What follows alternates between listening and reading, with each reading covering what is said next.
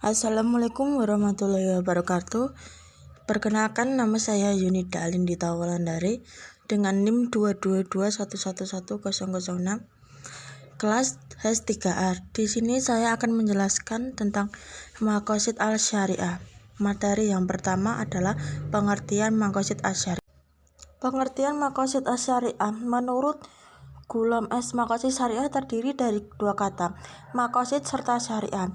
Secara etimologi, kata maqasid adalah bentuk jamak dari kata maqsad dan berakar pada kata qasada yaqsidusam, yakni maksud, niat, dan kata syariah berasal dari kata akar syarah yasefu yasa, berarti aturan, hukum, dan undang-undang. Menurut Thohir Ibnu Asyur dan Wasbah Mustafa Azuli, secara terminologi maqasid asy-syariah adalah makna-maknai tujuan atau kodab dan hikmah atau hikam yang menjadi makna atau maknai tujuan atau ahdaf, dan hikmah atau hikam yang menjadi perhatian dalam membuat undang-undang atau hukum.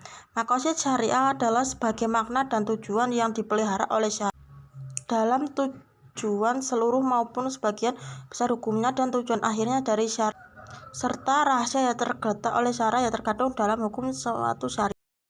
Selanjutnya ada teori maqasid asy-syariah. Teori maqasid asy-syariah menurut Muhammad Thohir Ibnu Asyur antara lain yang pertama, al-fitrah yang merupakan suatu sistem yang diciptakan oleh Allah Subhanahu wa Ta'ala pada setiap makhluk termasuk akal jasmani baik batin maupun akhir. Fitrah dapat diklarifikasikan menjadi dua, yaitu fitrah al-aqliyah dan fitrah nafsiyah. Dengan adanya fitrah yang sama, manusia dapat merasakan adanya zat yang patut dipercaya dan menyadari urgensi syariat untuk mengatur kehidupan manusia dengan cara yang terarah dan baik. Yang kedua ada al-musawah, berarti setiap muslim menempati kedudukan sederajat di hadapan hukum Islam, tidak ada perbedaan dalam menghadapinya.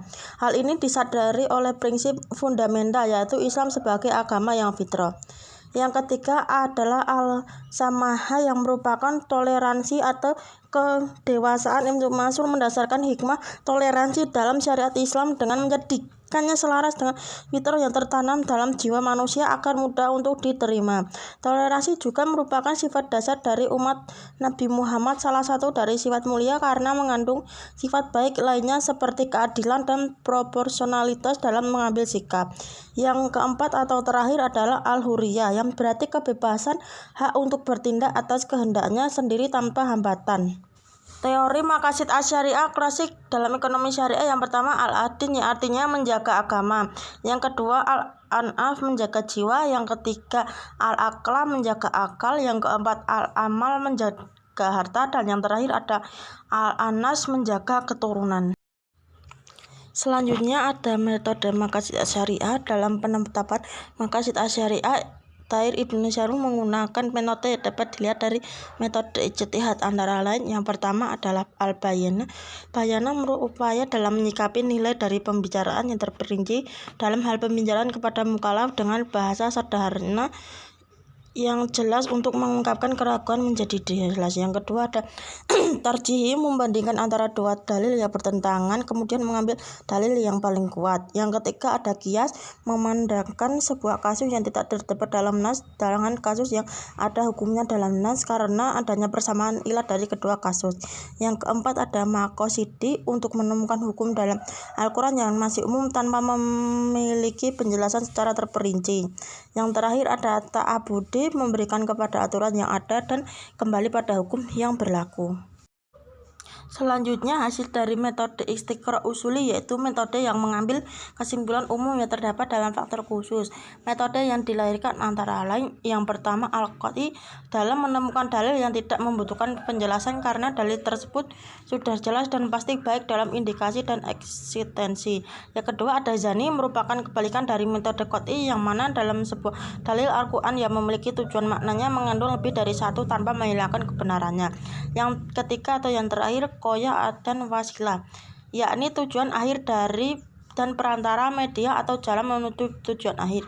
Kaitan kedua ini dalam penetapan maqasid asy-syariah adalah kebenaran nilai Al-Quran sebagai hukum Tuhan adalah tujuan utama dalam memahami dan kembali kepada ayat Al-Quran sebagai pedoman kehidupan manusia di dunia dan Hal ini termasuk qoyah yang disediakan para ulama usul fikih dalam menafsirkan Al-Quran bertujuan untuk menemukan maqasid syariah, maka mereka sebagai perantara agar makna di dalam Al-Quran dapat dipahami oleh banyak orang.